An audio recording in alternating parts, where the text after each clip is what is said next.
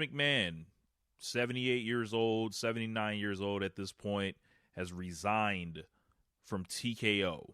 So all this news kind of broke Friday night as I was out at Battle Rumble in Tampa, where I met lots of people online that I was either familiar with, maybe some people that I was friends with, people that I was not fond of. I met them as well.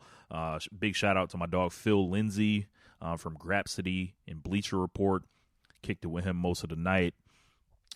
But yeah, shout out to Seahawk, shout out to Big Swole, shout out to Mega Ran, my boy Gats. But all this news about Vince McMahon started breaking that Slim Jim was pulling the sponsorships. And once I saw that, I knew there was a possibility that Vince McMahon would not be long for this. It was Friday afternoon, came to, no, Big House checked in with me.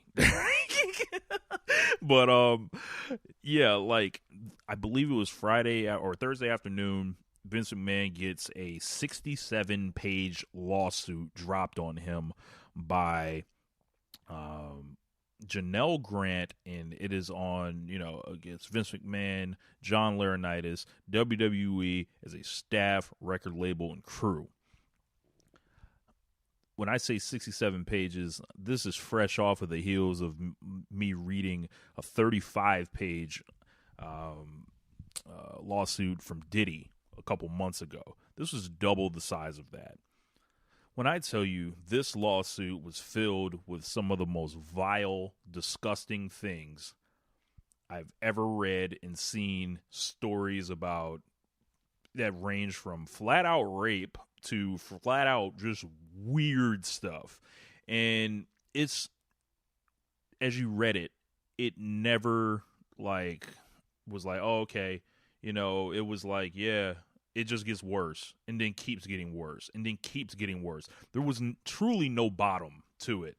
It was interesting how it all unfolded because I was seeing people try to capture what they felt may be things either they could get engagement with or, just sharing the details from the lawsuit on Twitter. So if you're someone that just kind of saw it on Twitter, and this was a lot of trigger warning stuff for anybody. If you saw it on Twitter, and I guarantee it, everything that you saw on Twitter, all of it was worse in the lawsuit, just in context, reading it through, because it's just so bad. And this is obviously one of the lawsuits for all these NDAs that are existing. And this one brave woman has kicked in WWE, essentially. Changed how it's going to be looked at forever. Vince McMahon is going to get reevaluated not only as a pro wrestling promoter, as a boss, a leader, a man, and, into even stupid things like, yeah, they're going to re-vote him and, they're going to hold a recall vote for the Wrestling Observer Hall of Fame. I read this whole lawsuit and was thoroughly disgusted. I was weirded out by a lot of this stuff, and I saw everything with the, Vince's various fetishes, and I'm not going to go into all the details, not interested in subjecting the audience, the guys listening, the ladies listening. I got a stat this week that said, that gave us a stat about our female listenership. Very happy to share that the ladies do indeed love O&R. So this was just awful, like flat out. And Brock Lesnar got involved, kind of named in this thing as well. And it was just so graphic by nature and everything. You guys can find all the details. It's literally clicks away on the internet if you're that interested in seeing it. But it was so bad it dominated Twitter for, the whole day. They've got Royal Rumble weekend coming up, and at this point, the Rumble is secondary to all this. The Rumble, it's like, yeah, let's get to this press conference. Let's see what was going on there. The previous week, we had the Dwayne Johnson rumors. We had, just natural Royal Rumble stuff, but all that seemed to be not as important. And why would it be? This woman was abused and will likely never resume a normal life mentally just off of everything that happened to her. I see some people on Twitter and, various other forums embarrassing themselves to hurl their bodies in front of WWE, Vince McMahon, Paul Levesque. I didn't see anyone defending John Laurinaitis, y'all would have been real loyal to the soul. But a lot of people embarrassing themselves, just flat out sad to see. But the money started switching hands when Slim Jim was like, "Yeah, man, we're gonna pull it out." And then at that point, Vince McMahon is not morally stepping back. Vince McMahon is not looking at it for for his own reputation. Maybe I should step back. It all comes to when the money moves, you got to move with it.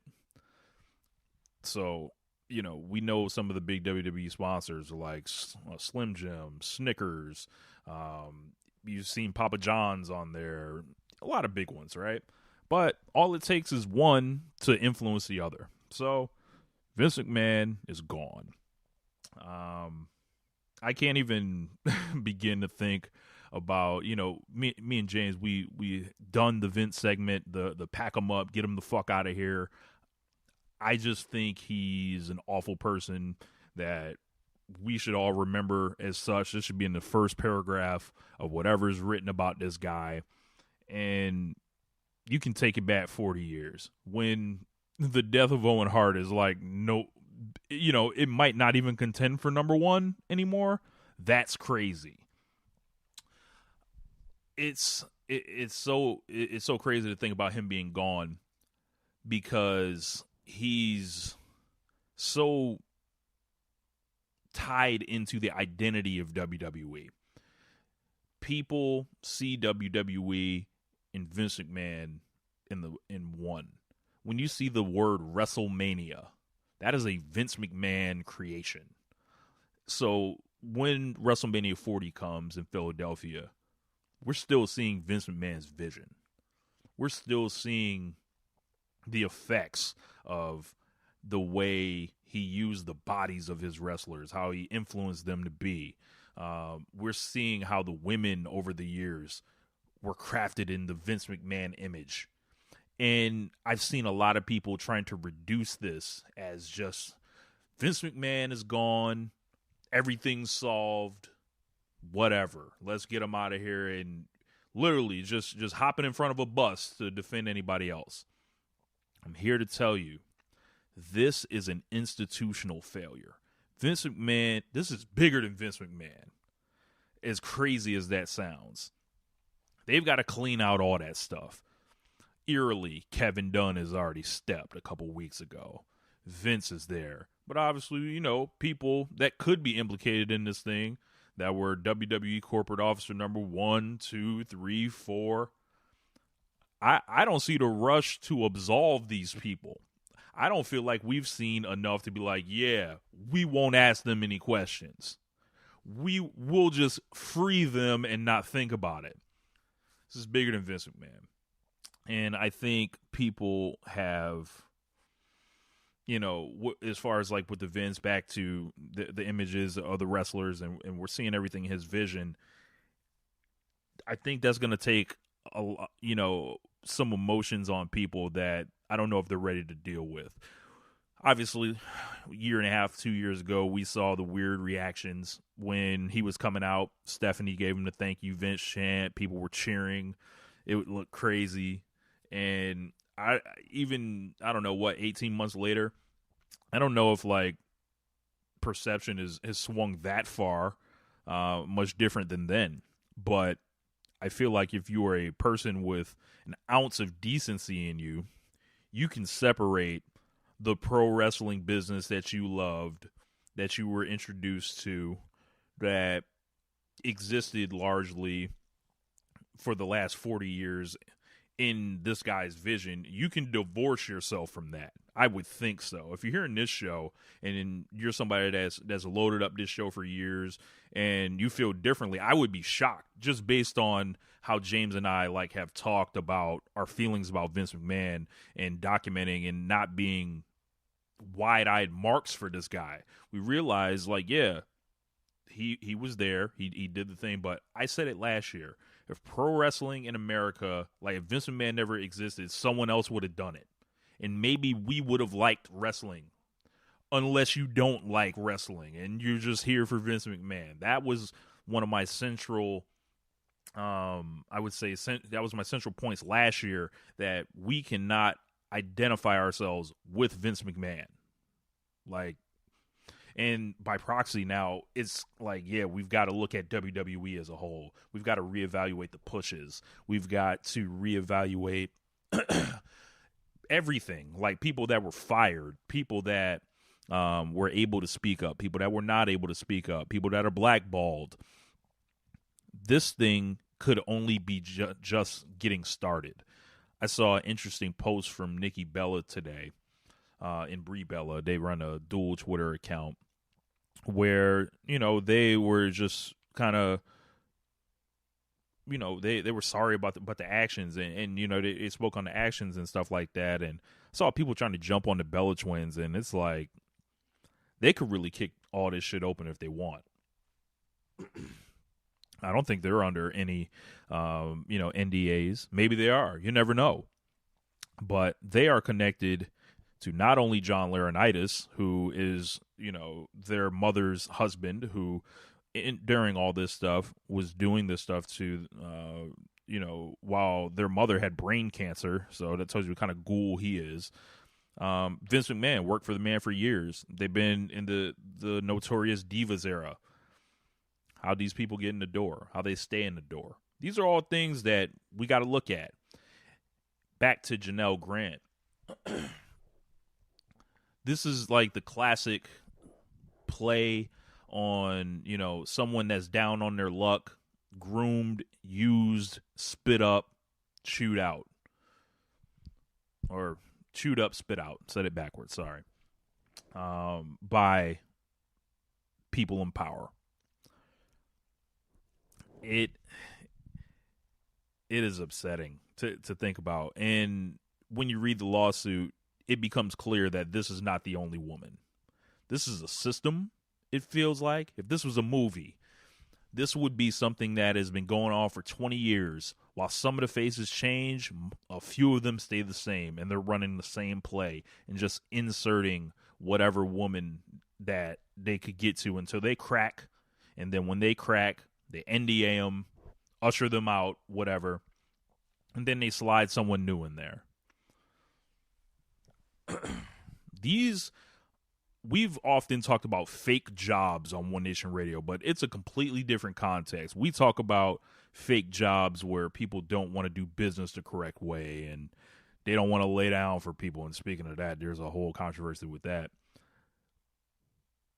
When we say fake jobs for this one, we are literally talking about fake jobs. Jobs that people are getting that they are not qualified for, that they are getting paid for. They're receiving extra benefits and under the guise of just being essentially sex slaves. Moved across state lines for whatever, uses bargaining chips in the contract negotiations. And Vince McMahon just being a sick, disgusting fuck that I hope rots and burns in hell. On the FOH draft 2023, I mentioned my father dying last year at 65 years old. And I openly pined for Vince McMahon to die instead. Well, I was right. Was it harsh? Yes, it was harsh. Oh well. Maybe if he dies, people will get closure. People will feel like this guy can't affect them anymore. And I've seen a lot of calls for other people to come forward. A big part of this lawsuit here is these NDAs are they look to be unenforceable. Not only because Vince McMahon is a cheap ass who doesn't believe he has to honor contracts, him not paying the NDA got him exposed in the first place. I believe it is around $15 million of NDAs. Janelle Grant only covers 3 of it. So we know there's more out there. When those women or whoever wants to come forward, I don't know what they were into. We'll be ready. We'll be here to talk about it. We won't be running from anything. And it'll be just more to throw on Vince McMahon the dirt on his grave. I hate that asshole after reading that. That is just, it's crazy. But comment section, what are you guys, thinking about this? I'm going to just stall for a minute or two here. Do a check-in with everyone as you guys are hearing this on the podcast version. Make sure you guys are checking out the Red Circle. Make sure you are, checking out the Twitter accounts. We checking out all the shows here on the Social Suplex Podcast Network. We do great work here as I get ready for the next topic here.